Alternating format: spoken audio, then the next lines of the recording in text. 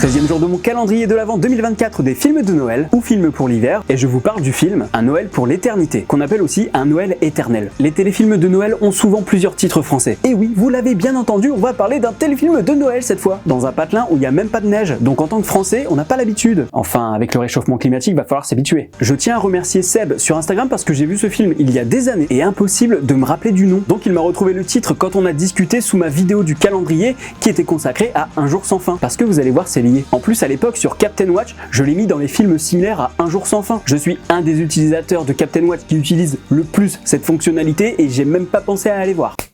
Dans ce téléfilm, le jour de Noël, un père divorcé doit aller voir son fils chez les parents de son ex-femme. C'est un peu la corvée pour lui et il n'est pas au bout de ses surprises car dès que minuit sonne, il revit ce 25 décembre. Et donc, vous l'avez compris, ce téléfilm joue avec le concept d'un jour sans fin. Et c'est plutôt sympa. Après, vaut mieux voir Un jour sans fin.